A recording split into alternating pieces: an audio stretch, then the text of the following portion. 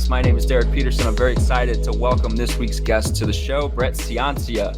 He writes the Pick Six Previews, like college football must-read preview magazine. I mean, I found this thing 3 years ago, Brett, and I wish I would have found it sooner.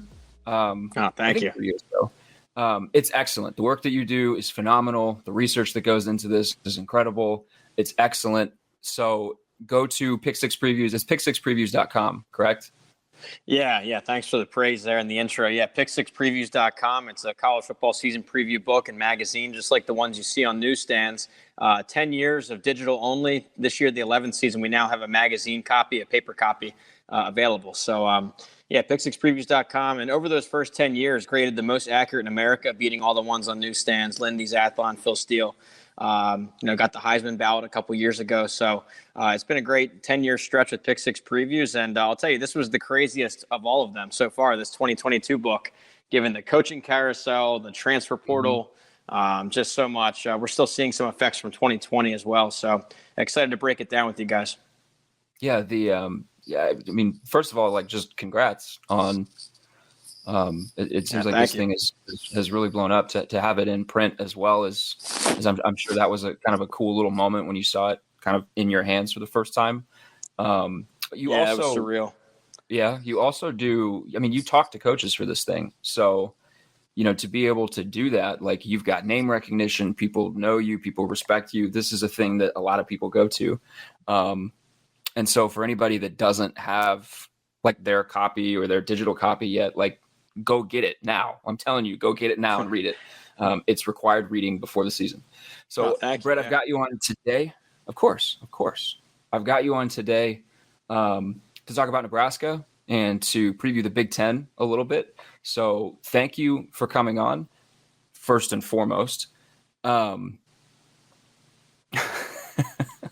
want to open with Pat Narduzzi, because I just want to say thank you to the Pittsburgh head coach up front for opening a conversation on a very, very real issue that we have in college football today that I don't think enough people talk about. And that is, coaches get into a game and something works and they decide, you know what, I'm just going to do this thing that works. Even if it doesn't go with the game plan, even if it's from a departure from what they would traditionally do, they get into a game and they do a thing and realize it works, and then they continue to do that thing. And so I just want to say thank you to Mark Whipple for calling out this horrible trend in college football. If you don't know what I'm talking about, he did a podcast interview recently where he said Mark Whipple had, quote, no desire to run the ball, called him stubborn, pointed out that Wake Forest was 118th in run defense, and Pitt threw the ball every down. Mind you, Pitt won that game 45-21. Mark Whipple is now the offensive coordinator at Nebraska. So, Brett, my first question for you, why would Nebraska hire a coordinator that doesn't know what he's doing? Well, it's interesting with that. I mean, he did turn around Pittsburgh's offense into, one that was stuck in the mud, into a passing juggernaut last year. He put Kenny Pickett in New York City, which I don't think anyone could have forecasted after seeing his first 4 seasons as a starter. The 5th one was a breakthrough. When I saw that hire come across by Nebraska, I was kind of puzzled, to be honest, because with Scott Frost and his staff and his offensive scheme and personality, it's very run first. I mean, it's power run, it's option. You guys see it, a lot of horizontal passing, zone reads. And then with Whipple, not just at Pittsburgh, but before that, when he was the head man at UMass, they were so pass heavy, one of the most pass heavy in the country. So I'm really curious to see this mesh of two, offensive schemes and strategies. I don't know really what to expect. They played it really vanilla in the spring game. I try and watch every spring game I can, and that one didn't really reveal much. I think we saw Thompson throw maybe 3 passes, but I'm interested to see. It shocked me just to see that, the two contrasting styles, but definitely interesting.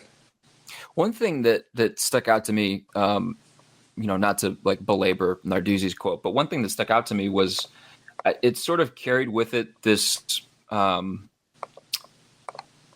this message that Narduzzi had absolutely zero sway in what the offense did, and that it was completely Mark Whipple's show to run. That's not going to be the case at Nebraska. Scott Frost is an offensive coach. How do you see this marriage working? I mean, because coordinators that have been with Frost at Nebraska in the past, they've sort of been minimized in a way, or maybe pushed to the side in a way. As Frost, he said time and time again that he cares so much about trying to get this thing right. And, when you're an offensive guy and when the offense is your baby and when you care that much, you're going to micromanage a little bit. How do you see this relationship between Frost and Whipple working? Is that something that one of the storylines that you're looking forward to this season? Yeah, absolutely. That's probably the biggest question I have with Nebraska. I mean, that and the offensive line's development, but it's really just how is this offense going to mesh? Because it can really go one of two ways. Either the Frost, scheme takes over, and Whipple was added as kind of just an auxiliary piece to improve the pass game and maybe cut down on turnovers. That'd be one solution. And I think that Whipple would have known that taking over, like when he accepted the job, he would have known that was his role.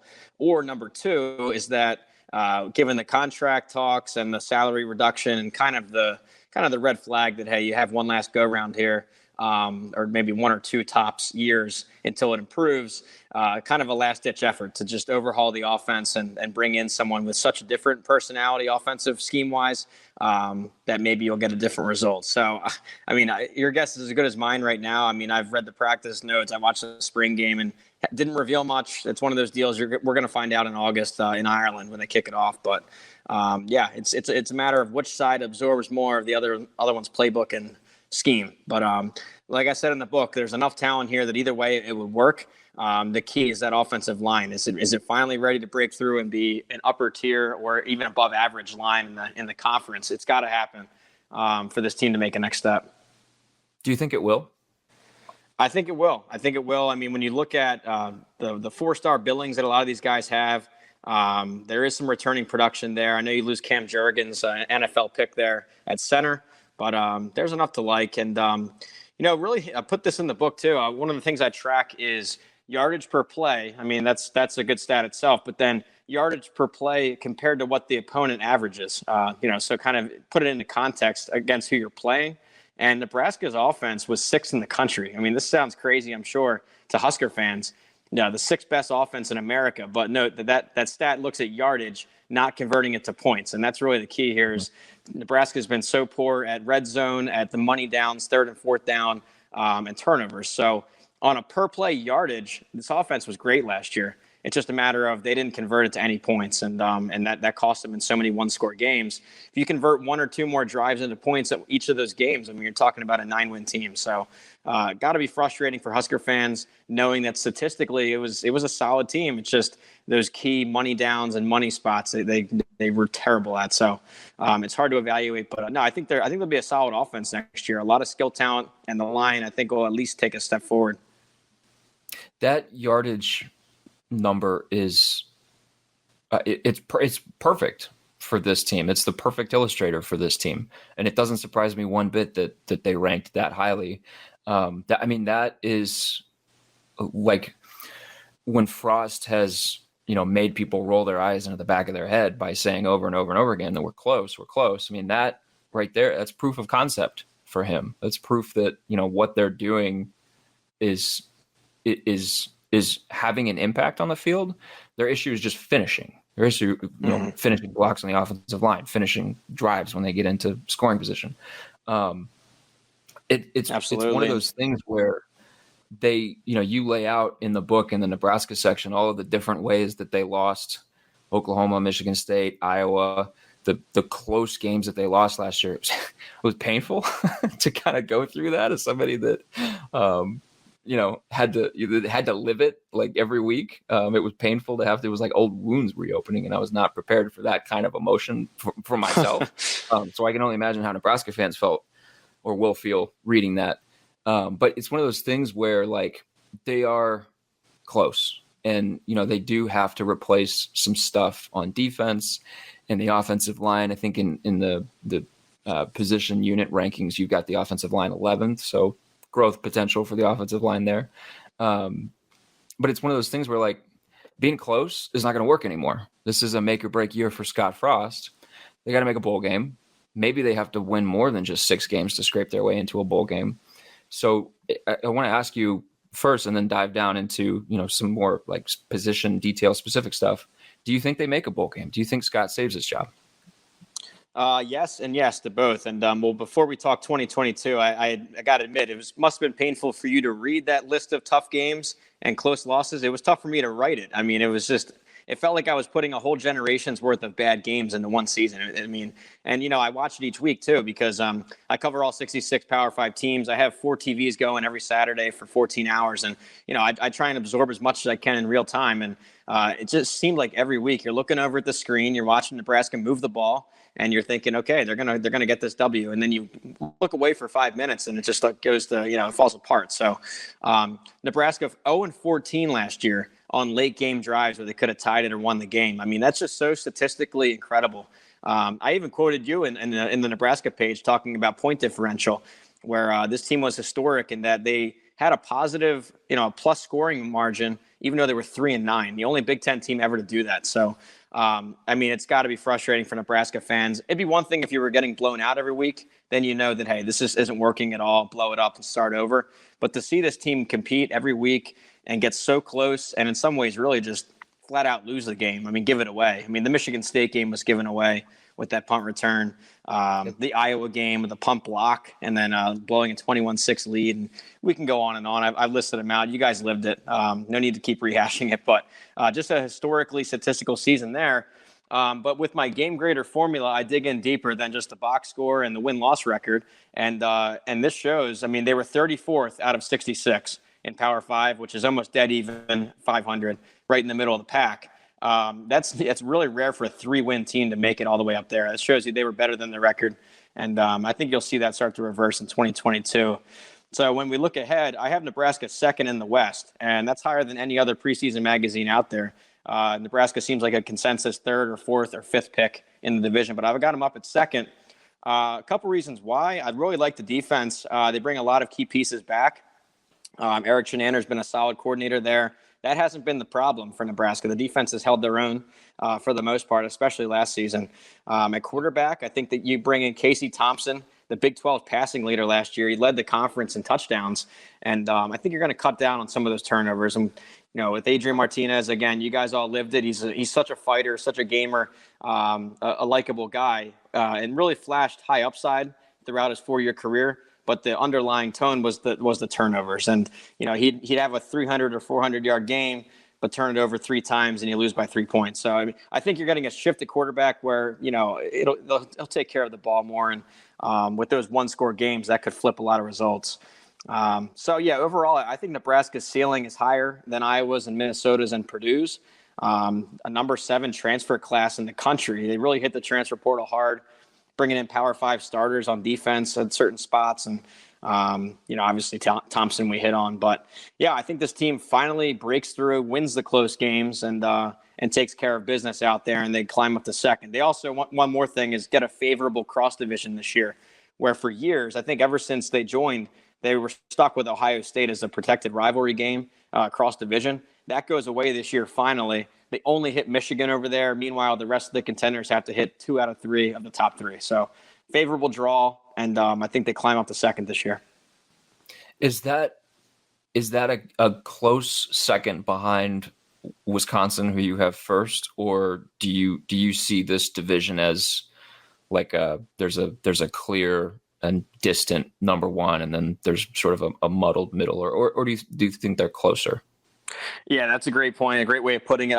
Wisconsin was my pick, and it really didn't take too much thought. It's just a proven product every year, in and out. To bring back, Graham Mertz has to improve a little bit at quarterback, but it's just a proven product. They were the number 1. What it really became was the hardest core of teams to pick from 2nd through 5th. I think it might have, out of all the divisions I cover in Power 5, this might have been the hardest 4-team pick between Nebraska, Minnesota, Iowa, Purdue. I mean, I could see any of those 4 reaching 2nd place. I could see any of them falling to 5th place. But, when I broke it down, Purdue, they lose a lot of their key stars or All-Americans. They're all gone. Minnesota, they have to replace a lot of their line. And I think that's what made them special last year, and their defensive front 7. And then with Iowa, it's the same story every year. You guys see it, where it's an elite defense. We know this. Phil Parker, one of the best in the game. It's fundamentally sound. It's gritty, all the terms you want to use about it. But the issue is the offense, and that really puts limitations on them as a program. And it's the same quarterback battle for 3 straight years. It's Petrus versus Padilla again, and they both get their chances, and they can't move the ball. So they also lose a Remington winner in Linderbaum, another interior lineman. So I think that their offense is a limiting factor over there. And then Nebraska looked to me just with the highest upside. They bring in a top 10 transfer class. They are the top recruiter in the division still over the 5-year span. And another way to look at it, it's like you're playing roulette and you're betting red versus black, right? You do red hits 20 times in a row. I know it's still 50-50 the next roll, but you just think in your head, it's got to be black. They have to break through. So basically what I'm getting at is 20 years. In a 20-year span, Nebraska's had the most turnovers in the country. That's usually a stat that evens out over years, but not here in Nebraska, where I think it was Taylor Martinez led the country for 2 straight years in fumbles. Adrian did it for a year. It's just the worst turnover look I've ever seen over a 10, 20-year span. So it's just odds, in my opinion, that it's got to flip or at least get neutral for this year. And just think if you had a neutral turnover margin last year, how many of those 1-score games flipped to 1-score wins? I mean, that's kind of the overall picture. I think they have the higher ceiling of the 4. That's a great way of putting it. When you focus on the turnovers, you have to focus on the quarterback spot. And you kind of touched on it a little bit, but I did want to ask you, the change agent on offense is that quarterback spot. And it's Adrian Martinez out, and it's Casey Thompson in from Texas. And, for someone like yourself who is, a few degrees removed from Nebraska football, you're not going to have the emotional attachment to Adrian Martinez like someone like myself would have, where I'm like, I see this guy, I talk to this guy face to face, I know this guy, I want to see him be successful. And I sort of in my brain, I sort of kind of start to explain away the mistakes and the errors and the inconsistencies and things like that. As you look at this, maybe you do the same thing, I don't know. As you look at this quarterback position, do you think Casey Thompson will be a noticeable upgrade at quarterback, or is it just a situation where all you have to do is just protect the ball, man, and then you're going to see changes? Yeah. So a couple things on Adrian. I really enjoyed watching him. I really love running quarterbacks. That's what actually way back. That's what kind of got me into college football. Just that it was different from the pros. You had these QBs running all over the field, running option. That's what it still makes college football special to me. So I love running quarterbacks. He was one of the best for a couple seasons there before his injuries. And it sounds exactly like Taylor Martinez, the same deal. He was incredible before that injury. I think it was his freshman or sophomore year. But anyway, I love the running quarterbacks of it. And but yeah, with him, it was the turnovers at the worst moments. It was just like they were snake bitten. And it's not to say that he wasn't a competitor. I thought he fought hard. He fought through a lot of injuries. It came out that he had a broken jaw and some other leg injury. I don't want to misquote, but there was multiple injuries he played through. He continued to get up off the turf and keep fighting for the team despite some boos and some losing records. And so I don't want to he was a great competitor. It's just that the turnover margin and turnover problem, it's just that flips game results. It really does. So I think shifting from that, the high upside but high turnovers of Adrian Martinez to Casey Thompson, I think you bring in an experienced guy, maybe a little bit more zip on the ball, passing wise, but maybe a foot, a couple steps slower on the ground. He's not going to be a dynamic, breakthrough runner like Adrian was. Mobile enough, but not a runner. So I think with that, when you bring in Mark Whipple, that's kind of signaling you're going to air it out a little more. Hopefully they start to air it out more vertically and intermediate passing. You watch Nebraska, it's just all little shots to the sideline. And that starts to become repetitive and defenses hone in on that. So I think if they can start to attack the intermediate level of the field and vertical shots, I think that you'll get an improvement with Thompson compared to Martinez in that specific element. So I think to say an improvement, no, I don't know about improvement, just a different skill set to the table. And with the new offensive coordinator, maybe that's what'll click. We touched on Whipple, talked about Whipple quite a bit for some of the other new assistant coaches. And this is maybe more just a philosophical question for you. I guess, what kind of impact do you think new position coaches, new assistant coaches can have on a team in a 1-year time frame? Because this is, there's the potential that this is a 1-year thing. with these new assistants? You talk to coaches, you've obviously covered college football for a very long time. What kind of impact do you think assistant coaches can have on a team in like this kind of situation, this kind of scenario? Well, I think they're all important. It's different elements of a program. I mean, yeah, the individual position coaches are with these guys more than the coordinators, and the coordinators are with them individually more than the head coach. So it starts at ground level. I mean, they're right there doing every drill with them and installing their little piece of the offense, their position of the offense. But I think the more visible thing that you see from the assistant coaches is their recruiting, because it becomes very visible who is the lead recruiter on top recruits and top commits, who's pulling them in. You already see that from Mickey Joseph, the wide receivers coach. I think he's also a pass game coordinator for Nebraska. But yeah, his impact has been immediate, not just on the field doing drills and practice time, but he brought in the LSU receiver Trey Palmer. I think that he brought him up there with him from LSU. So you're talking about a guy in Palmer, a former top 100 or 4-star guy. He might start right away. So when you talk about assistant coach's impact, yeah, you're talking he just brought a starter with him. Other guy, Sean Beckton, he's not new. He's been there a couple years, but I think he's an ace tight end coach. He's solid, and that's probably why Frost retained him. One of the only offensive guys to stay on. A couple former Huskers, I like to see the names come up. Barrett Ruud is in there, an inside backer.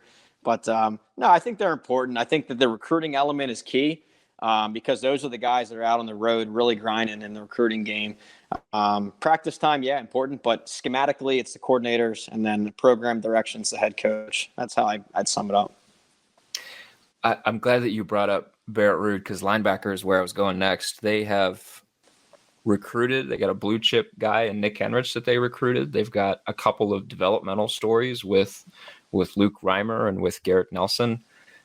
You have Nebraska's linebacker group ranked in the top 15 nationally for linebacker rooms.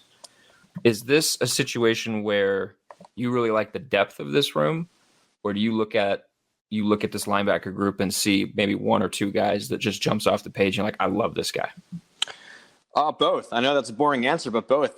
Garrett Nelson, when I watched the spring game and watched him a little bit last year, I mean, he looks like one of the old black shirts. He looks like a guy. He has that same energy, walk on. And I'm not sure if he's from Nebraska. I have a hunch that he is an in-state guy, just given that he's a walk on playing with that much energy and emotion. So that's refreshing to see. I have him listed as a fourth team All-American. I do 4 levels of All-America in the preseason, but I have him on there. And then when you talk about all Big Ten, I think it's I have Reimer in there as well. I got to double check that, but I was really high on him too. Tackle machine there at inside backer. So I think the combination of star power, I think that you're going to see a breakout with Nelson, but then just to have returning tackle machines there at inside backer, really a lot to like. And I think it's a position of strength for the defense. Nick Henrich also, I want to mention him too. Yeah, they combined for over 200 tackles, the battery inside there, inside backer, and the 3-4 defense. So productive guys. And then it's confusing nowadays when you do position groups, because do you call the edge players as backers or outside backers or defensive ends? But while we're kind of on the topic, bringing in O'Shaw Mathis from TCU, that's one of the biggest additions in the Big Ten, if not nationally. I mean, it's got to be a top 10 transfer. He's a multiple-year All-Big 12 guy at TCU on some of their better defenses a couple years ago. So that's huge. I mean, that's a game changer right there at the edge spot. So, and then another guy, Caleb Tanner, he's flashed over the years, and talking to some Husker beat writers, they're really high on him. They think that there's a high potential there. So, yeah, really a lot to like on the backers level and plus edge, if you want to include that. Caleb Tanner is that guy, like every fan base, and this spans all sports. Like I do this with the Oklahoma City Thunder in basketball. Like every fan base has a player that they're like, man, this guy, I see it. I see the potential. He's just got to reach it. Caleb Tanner is that guy. Tanner is that guy. And he, like you said, he flashed last year. Like he's getting there. But like since he arrived, we've been like, Caleb Tanner can be a dude. And, he's just not quite there yet, but maybe he'll get there. So, maybe this is the year. The emergence of Garrett Nelson, is a big deal and helps in that regard. Caleb Tanner can just kind of do his thing.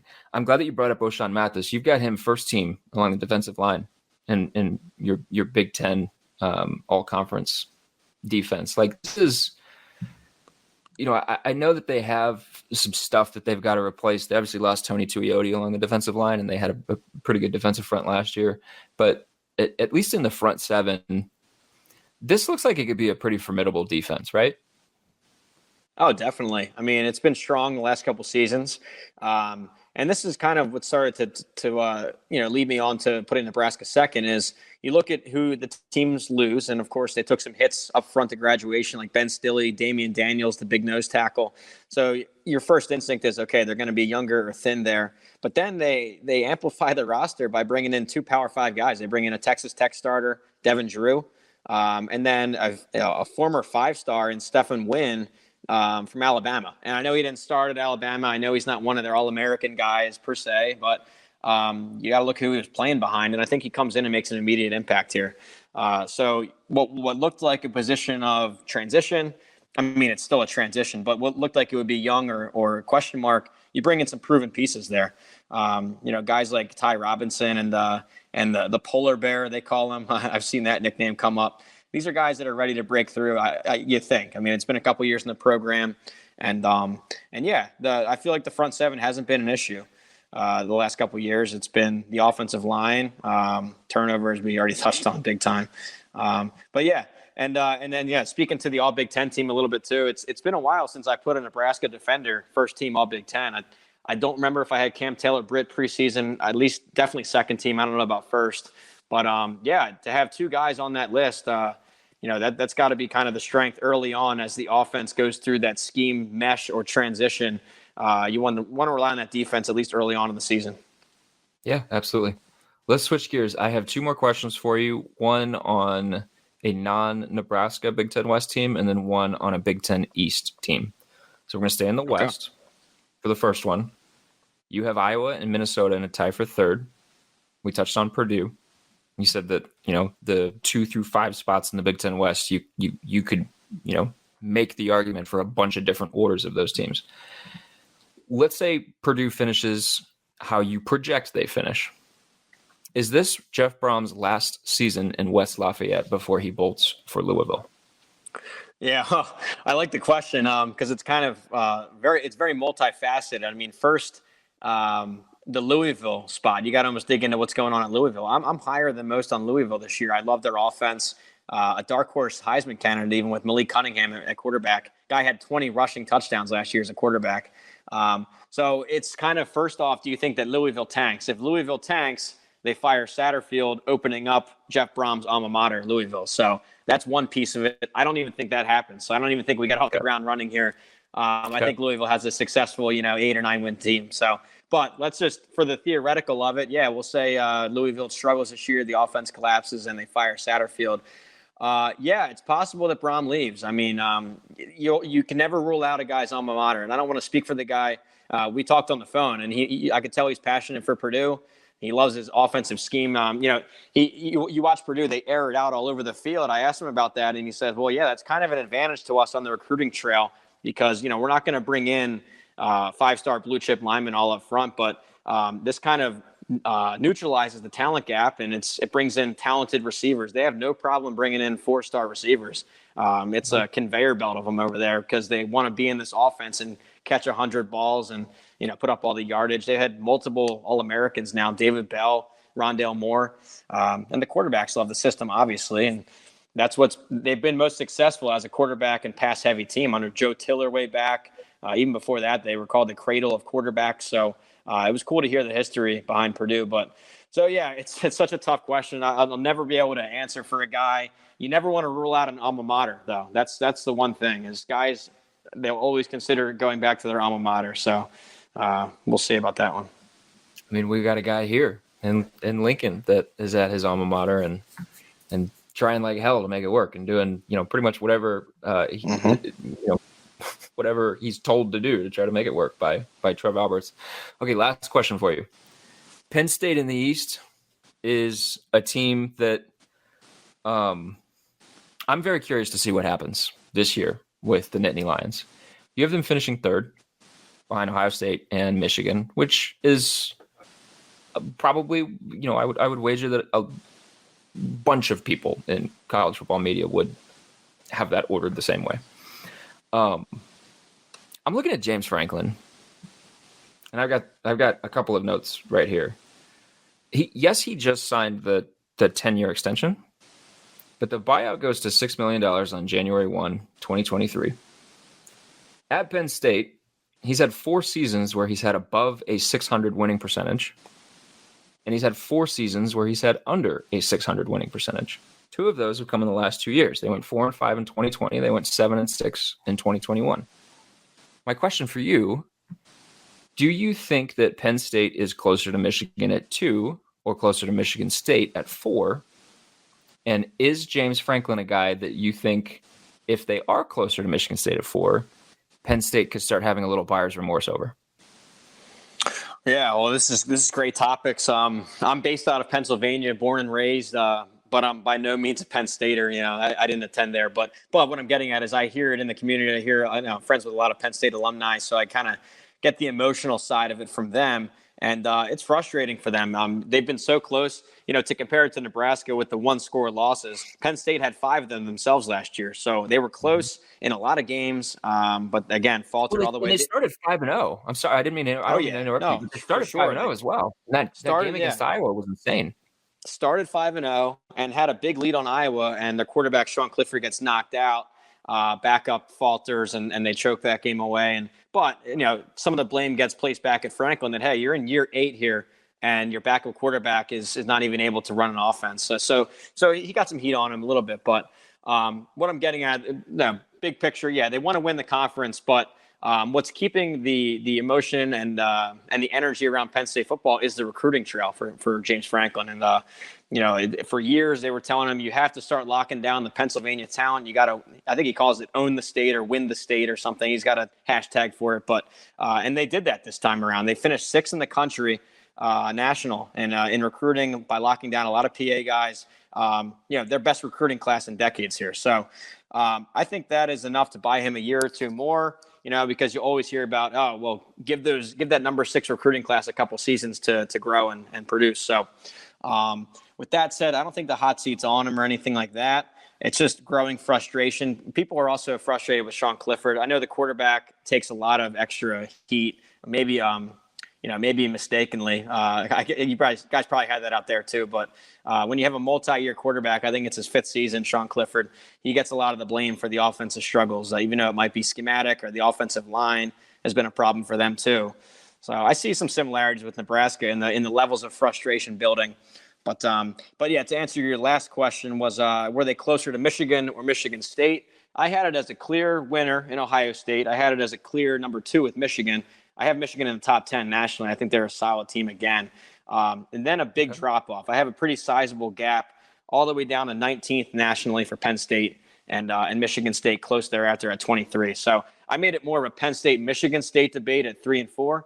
Ultimately sided with Penn State. I love their defense every year. I know they lose their coordinator, Brent Pry, but they bring in a former head coach, Manny Diaz, defensive-minded head coach, who's going to bring that same level of intensity, that same attacking, blitz-heavy nature. So I think the defense is fine.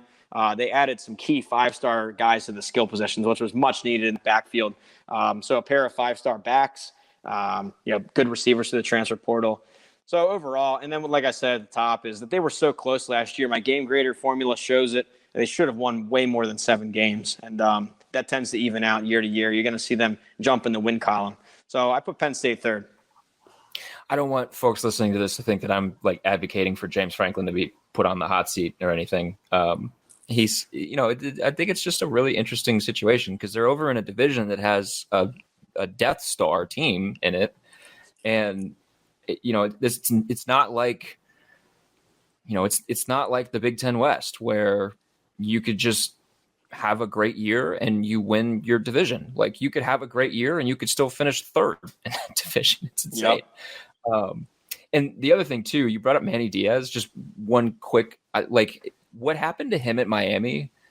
I feel like Penn State is going to get a very, very keyed in Manny Diaz, Broyles Award kind of situation, maybe brewing there with Manny Diaz. I wonder kind of how locked in he's going to be for this season. You see this scenario play out occasionally where you have a head coach that's fired, but really at the root of it, he's a guru on one side of the ball. You know what I mean? He's not a CEO guy that's a staff builder. He's really just an X's and O's genius. So when he's put back into that one tier down as a coordinator, and there's no program level heat on him, there's no booster level and admin on him. It's kind of just, hey, go out and coach defense for us. And you can see guys thrive in that new environment. So I think they're going to be fine on defense in that transition, despite losing Pry, one of the best in the game. So I agree with you there. Look out for that for him as one of the top defensive coordinators all of a sudden.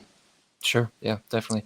Well, Brett, you've got other stuff that you've got to do, so I'll let you get out of here. Thank you so much for coming on the podcast. I really enjoyed the conversation. It was great to have you on. Yeah, Derek, thanks for having me, and thanks for again buying the book and for spreading the word about my product and my book there, and I really appreciate it. It's been great interacting with so many Nebraska fans and radio and media, all over Twitter, on the radio, on podcasts. So kudos to you guys. When the national media goes after Nebraska, you'll see on Twitter, I'm one of the few that defends you guys, because that fan base, your fan base, is one of the only ones that can match my passion for the game. You go out other places, you go out to USC or UCLA for games, and then nobody cares out there. But You tune into Nebraska radio in March, and they're talking about their favorite recruits and how's the offensive line looking, and so I love the passion, and that's all. I always have a fond respect for Nebraska. Yeah, it's something special. Well, I said in the beginning, if you do not, and I'm talking to listeners now, if you do not have the Pick Six preview mag for the upcoming season, you need to get it. You need to go Pick Six Previews on Twitter. Go follow him on Twitter. Go to the website. Get the preview mag in any way you can, physical copy or digital copy. Go get it. For people that find this on YouTube, I will have it linked. We'll have it linked. So make sure you get that done. So I want to give once again a shout out to Brett for coming on the podcast. Shout out to you guys for listening every week. Shout out to Cam for producing this episode every week. We'll be back next week. Thanks, guys.